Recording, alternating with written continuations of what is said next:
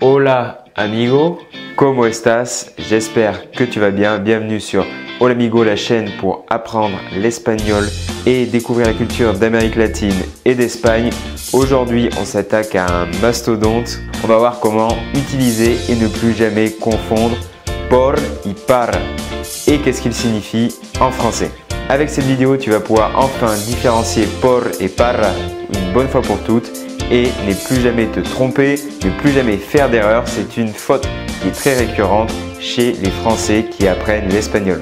Juste avant de commencer à voir la différence fondamentale entre por et para, je t'invite, si ce n'est pas encore fait, à télécharger ton guide gratuit où je te donne tous les outils qui m'ont permis d'apprendre l'espagnol depuis chez moi en autodidacte et de parler aujourd'hui couramment à cette si belle langue latine. Va vite le télécharger si ce n'est pas encore fait, c'est complètement gratuit. Pour revenir à l'utilisation de por et para, il y a des exceptions et des cas uniques à connaître par cœur.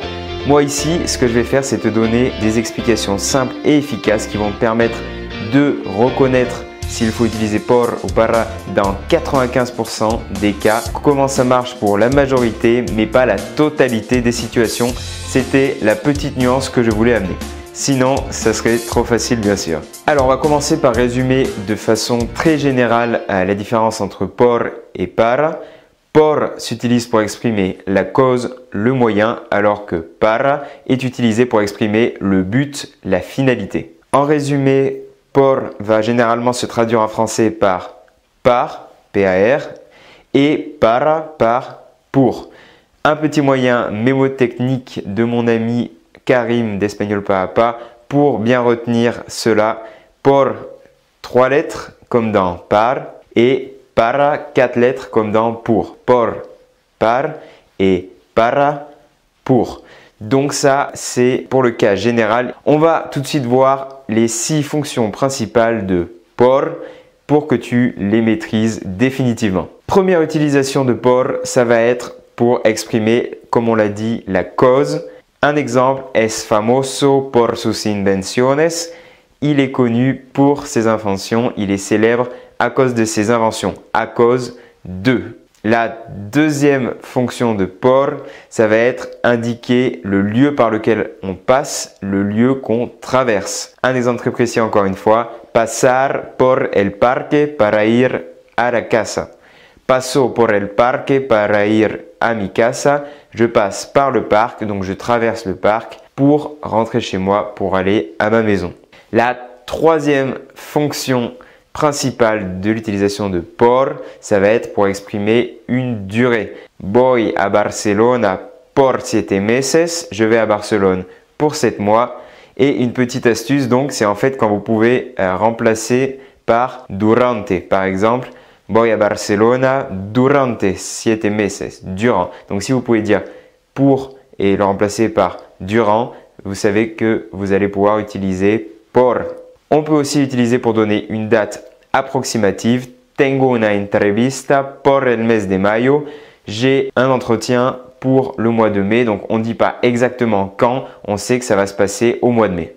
La dernière chose, c'est qu'on l'utilise toujours pour dire le matin, l'après-midi, le soir. Donc, por la mañana, por la tarde et por la noche. Une expression très connue qu'on utilise avec por dans cette situation, c'est par exemple mañana por la mañana, demain matin.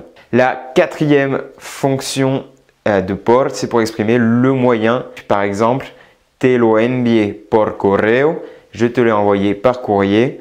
Donc, le moyen, c'était le courrier. On aurait pu dire por teléfono, par téléphone. Donc voilà, exprimer le moyen. Quand on va parler du moyen, ça peut être aussi un moyen de transport, comme par exemple, viajan por avión, viajamos por tren. Ils voyagent par avion, nous voyageons avec le train en prenant le train.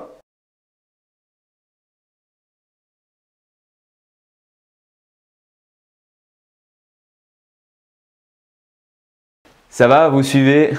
Parfait? On continue. La 6e et dernière fonction principale de por, ça va être l'utilisation de la forme passive. Esta película fue realizada por Alfonso Cuarón. ce film a été réalisé par Alfonso Cuarón. Donc, on voit bien la forme passive, on inverse le sens de la phrase. Pour finir avec por, je vous partage deux verbes qui utilisent ce mot de connexion. Ça va être interesarse por et preocuparse por. Me intereso por la historia de América Latina ou se preocupa por ti. Donc, je m'intéresse à l'histoire de l'Amérique latine. Et le deuxième exemple, il se soucie de toi, il se fait du souci pour toi, il se préoccupe de toi.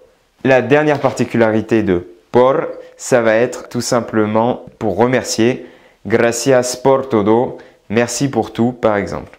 Passons maintenant à para. La première, c'est exprimer, comme on l'a dit, le but, la finalité, afin de, pour. Necesito dinero para comer, j'ai besoin d'argent pour manger.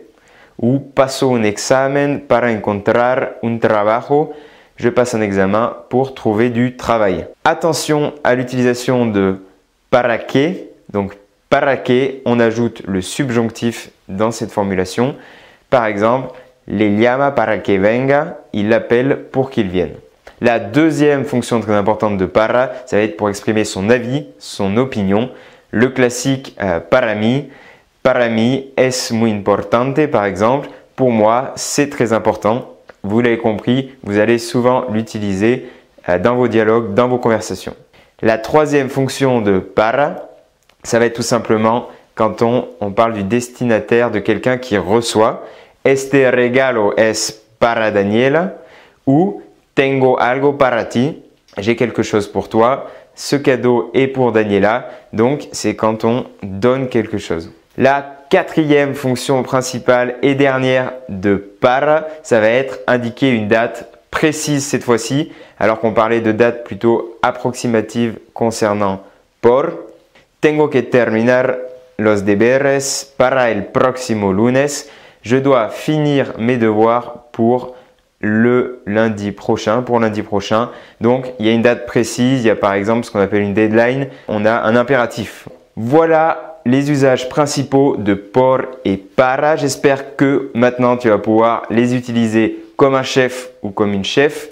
Maintenant, on va faire un petit exercice très pratique parce que moi je veux des gens sur cette chaîne qui sont actifs et pas passifs. Le principe, c'est pas de regarder la vidéo en mangeant du popcorn, mais c'est aussi d'agir, de parler, de prononcer l'espagnol pour progresser. Donc, ce petit exercice est très simple. J'ai donné deux phrases avec por et para. Quand elles s'affichent, tu pourras mettre en pause la vidéo et écrire les deux phrases dans les commentaires de la vidéo en remplissant les blancs avec por ou para. Donc, je ne te donnerai pas les solutions, je te donnerai por ou para. La solution, moi, je te la donnerai à l'intérieur de la description de la vidéo, un peu plus bas pour que tu ailles la voir à la fin, pas tout de suite. Est-ce que tu es prêt pour les deux phrases? C'est parti. Mi es mejor reservar el hotel internet.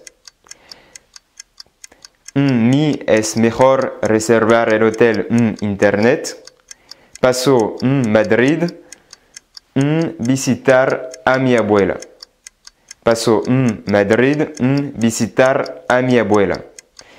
Donc, je t'ai donné les deux phrases, bien sûr, en disant à la place de por ou para. C'est à toi de les mettre dans les descriptions en commentaire, de les mettre en commentaire. J'attends tes réponses. Un dernier rappel, le but de cette vidéo, c'est de savoir utiliser por et para pour la majorité des cas et des situations que tu vas rencontrer. Mais il y a bien sûr beaucoup d'exceptions, beaucoup de particularités que je n'ai pas mentionnées pour ne pas faire une vidéo de 30 minutes sur le sujet. L'important, pour moi, c'est que tu appliques et que tu comprennes facilement.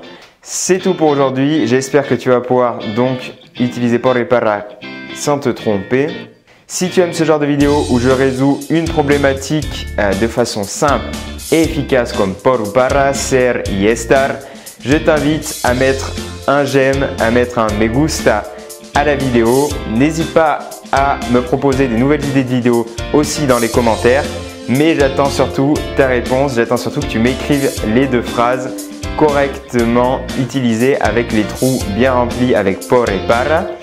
Si ce n'est pas encore fait, télécharge bien le guide, comme je l'ai dit au début, le guide de l'espagnol facile où tu auras tous les outils pour apprendre depuis chez toi en autodidacte. En attendant, je vais te souhaiter una pura vida y hasta luego, amigo.